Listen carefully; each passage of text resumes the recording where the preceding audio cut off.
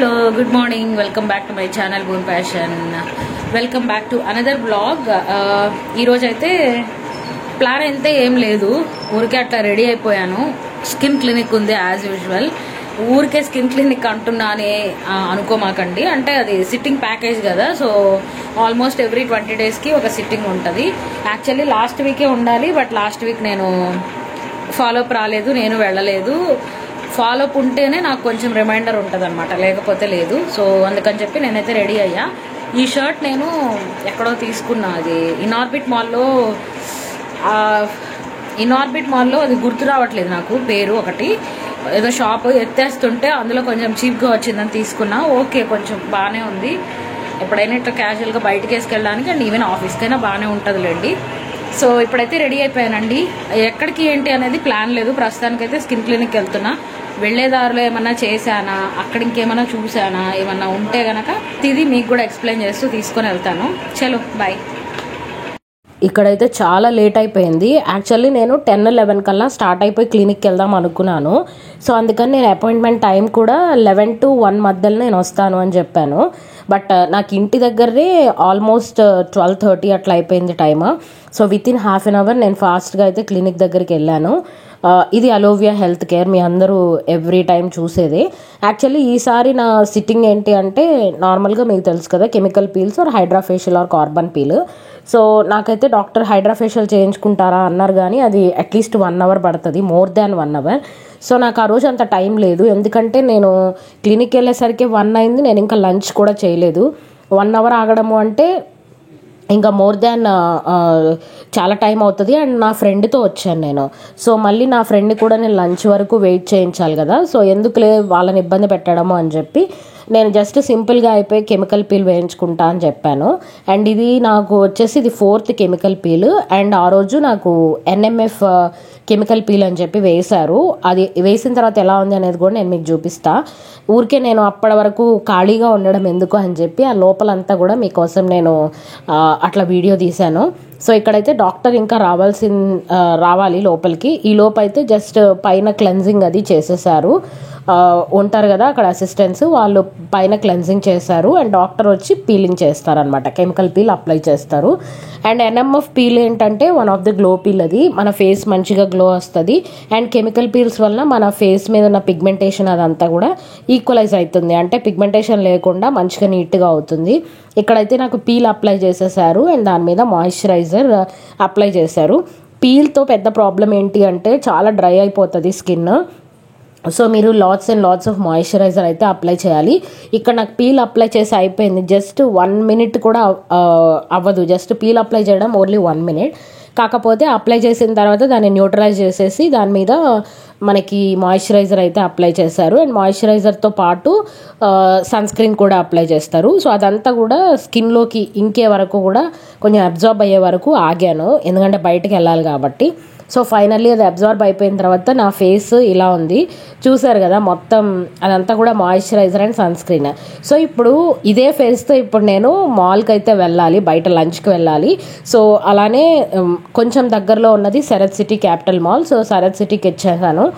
అక్కడ మేము ఎప్పటి నుంచో అనుకుంటున్నాము ఫిష్ బిర్యానీ తిందాము అన్నని.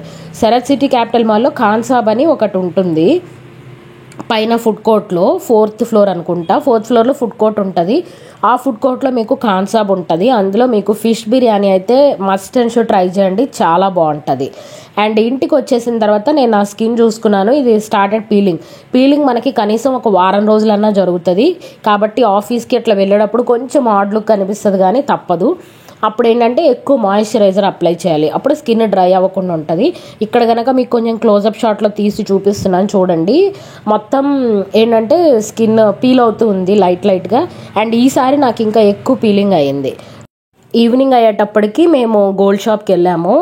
గోల్డ్ షాప్ ఏంటంటే ఎప్పుడు as usual Malabar gold shop, కానీ గోల్డ్ అయితే కొనేలాగా లేదు. 7,900 ఎంతో ఉండింది నేను వెళ్ళిన రోజు గ్రామ్. నేను మామూలుగా ఎక్కువగా గోల్డ్ కొన్న టైంలో 2,500, 3,000 అలా ఉంది గ్రామ్. బట్ ఇప్పుడు పోలిస్తే 7,000 అంటే నేనే షాక్ అయిపోయాను. సో ఇట్లా నాలాంటి మిడిల్ క్లాస్ వాళ్ళు గోల్డ్ కొనాలంటే మాత్రం అయ్యేది కాదు. నా గోల్డ్ అంతా కూడా ఎక్కువగా ఎయిదర్ మలబార్ ఆర్ మాకు ఒంగోలులో భాష అని ఒక అతను ఉన్నారు, జ్యువెలరీ షాప్ ఆయన. తను ప్రిపేర్ చేస్తారు. సో మాకు ఏదైనా కావాలి అంటే కనుక మేము ఆయన దగ్గర చేయించే వాళ్ళమి. సో ఇంకా ఫైనల్లీ ఏం చేసామంటే, ఒక రింగ్ ఉంది నా దగ్గర. అది ఎప్పుడో నేను చదువుకునేటప్పుడు తీసుకున్న రింగ్ అనమాట. అది ఎప్పటి నుంచో మారుద్దామో అనుకుంటున్నా, ఎందుకంటే నాకు టైట్ అయిపోయింది అది ఫింగర్కి. బట్ అప్పట్లో నేను చాలా చిన్నప్పుడు అంతగా గోల్డ్ గురించి పెద్దగా తెలియదు. సో అప్పుడు తెలియక నాన్ కేడియం తీసుకున్నాను.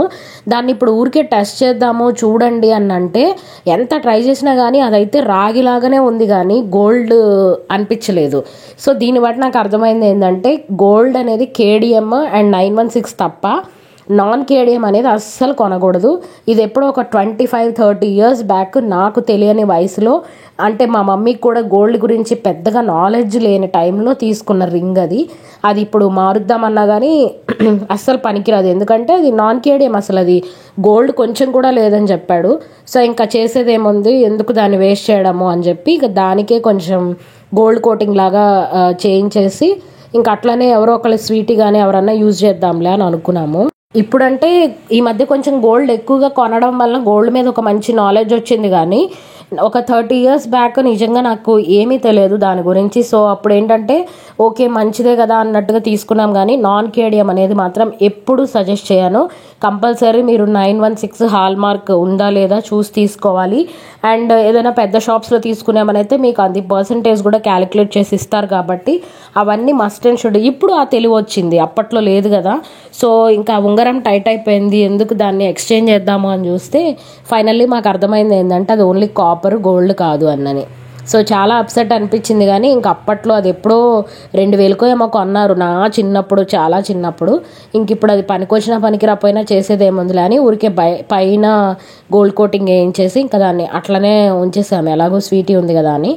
అండ్ ఇంకా గోల్డ్ షాప్లో అయిపోయిన తర్వాత మేము చిన్నగా శారీ షాపింగ్ కూడా వెళ్ళాము. గోల్డ్ అయితే ఏమి తీసుకోలేదండి, తీసుకొని ఉంటే నేను మీకు చూపించేదాన్ని. యాక్చువల్లీ మలబార్లో ఏమన్నా తీసుకుందామని చెప్పి వెళ్ళా, కానీ చాలా చాలా గోల్డ్ రేట్కి నాకు భయం వేసింది, ఎందుకంటే నా బడ్జెట్ కంటే దాటిపోతుంది. అండ్ ఇంకా నేను అనుకున్నా ఇంకా గోల్డ్ మీద ఇన్వెస్ట్ చేయడం కూడా వేస్ట్ అన్నని, ఎందుకంటే ఇప్పుడు గోల్డ్ రేట్ పెరుగుతున్న దాన్ని బట్టి గోల్డ్ మీద ఇన్వెస్ట్మెంట్ కూడా అనవసరం. ఆల్రెడీ మీకు చాలా ఉండుంటే కనుక, నా దగ్గర ఆల్మోస్ట్ అన్ని ఐటమ్స్ ఉన్నాయి, ఒక ఆడపిల్లకి సెట్ అయ్యేవన్నీ కూడా. సో అందుకని నేను ఇన్వెస్ట్ చేయదలుచుకోలేదు. అండ్ ఈ శారీ అయితే నేను తీసుకున్నాను, వీలైతే మీకు ఒకసారి నేను చూపిస్తాను కూడా. అండ్ ఈ వాయిస్ ఓవర్ ఇచ్చేటప్పుడు నాకు ఫుల్ కోల్డ్ చేస్తుంది, అందుకని వాయిస్ కొంచెం డిఫరెంట్గా ఉండొచ్చు. ఈరోజు వీడియో అయితే ఇదేనండి. ఈ వీడియో మీకు నచ్చితే కంపల్సరీ ఒక లైక్ ఇచ్చి కామెంట్ చేసి షేర్ చేసి సబ్స్క్రైబ్ చేసుకోవడం అయితే మర్చిపోవద్దు. ఇంకొక వీడియోతో మళ్ళీ మీ ముందుకు వచ్చేస్తా. Bye bye.